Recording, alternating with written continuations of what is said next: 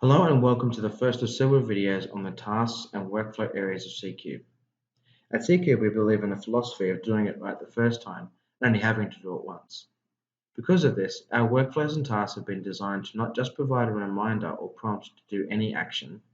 We want the action to appear in front of you so you don't have to go through the entire software suite for one process only to then complete another step.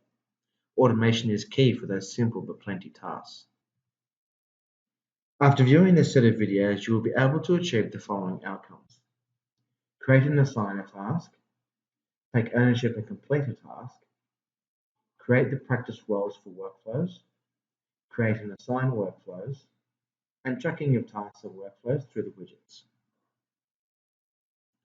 In this first video, we will demonstrate how to create a task and assign that task to a user or a group of users.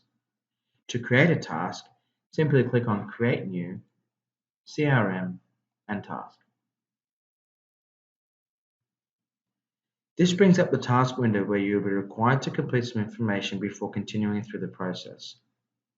Firstly, you will need to select the user that this task will be assigned to. Use the magnifying glass to begin your search. As with all the search functions in CCube, you can make a selection of users by clicking on a tick box next to their name and then pressing Select. Otherwise, you can search for a user in this manner, and simply clicking on their name will assign the task to that user and close the window. Next, you will need to type a subject. This can be anything you wish, but it's best practice to type something of substance for this field. Something that can be understood at first glance.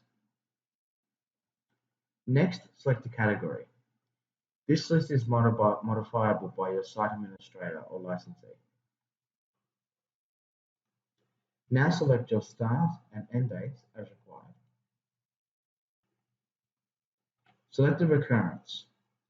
For anything other than once off, you will be prompted to select other criteria. For daily, simply select the end date and then its repeat criteria. For weekly, select which days of the week the task applies to, the repeat criteria, and then an end date. For monthly, select the day of the month or the specific day of the week within the month, the repeat criteria, and the end date. For yearly, select the day of the year or a specific day of the week throughout the year for the task, the repeat criteria, and then finally the end date. The Related To field is where you select the entity that this task is to be attached to. This is not a mandatory field.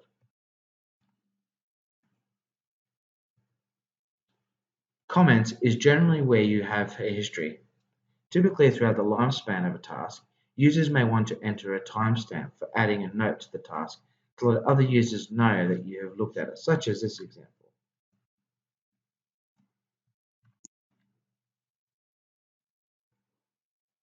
Next, select a priority. The phone and email fields will pre-populate if you opted to relate this task to an entity. And now an action. This is not a mandatory step, but does grant you the opportunity to, as an example, kickstart an email to the client, or even create an investment record. Now you can use the attachments area to add any documents or notes to this task. You could use this for illustrating that an FSCG is to be provided to a client and attach said FSCG to the task so the user knows which one to send. This is very useful for audit capability. The checklist function lets you add a series of items that need to be done as part of this task. This area is particularly useful if the task in question has many aspects to it and you don't want to clutter the comments area. Simply type the name of the item and you're done. If you add something incorrectly, you can click on the Remove button as shown here to remove it from the task. Onto the Alerts area now, and this section is where the necessary tracking and assigned criteria are managed. The first tick boxes relate to the assignee, that is the user or users that are assigned this task. The ones on the right deal with the assigner. You can also select the reminder for this task. Firstly, select the reminder timeframes and then click Pop-up or Mail. The pop-up will actually bring a small window on the user's C-Cube session when the time has been reached. It will display the related entity and the task information whilst providing an option to enter into the task then and there or close the pop-up. The mail option will email automatically to the sender and the other assigned users to remind them of the due date. Now we will look at how to take responsibility of a task and how to complete a task. Depending on how your widget screen is set up on your site, there will be an outstanding task and an assigned task widget. The outstanding task will display all of the incomplete tasks currently assigned to you or your team and in order of longest overdue descending.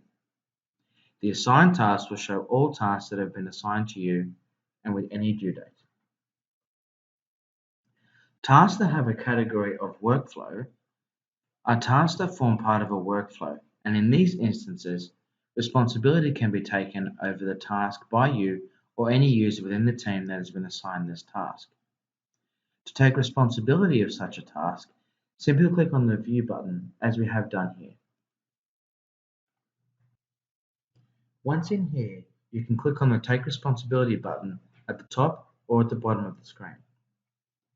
Doing so will put the task in your assigned and outstanding task widgets, should it be due already. You may at times want to take responsibility for all tasks within the workflow. You can select the button here to do this. Again, this will populate your outstanding tasks and assigned tasks with each task that appears in the workflow until the workflow is finished and the final step is completed. Doing so will also remove any and all tasks from all other members of your team in relation to this workflow alone and any of its activities. To complete a assigned or outstanding task, click on the View button as we have done here. When you are here, depending on the steps or actions of the task, you will need to complete the following areas: your billable and non-billable time spent, the status, completed or skipped, any actions subsequent to completing the task, and any comments. Once you are satisfied the criteria has been met and any and all actions have been completed, like sending an email or completing a checklist, simply click Save. Doing so will close the task, close the screen, and mark the task as green, as you can see here. That concludes the video on tasks. We recommend you watch the next video about workflows to gain a more thorough understanding of the processes and efficiency gains that can be had using tasks and workflows in unison.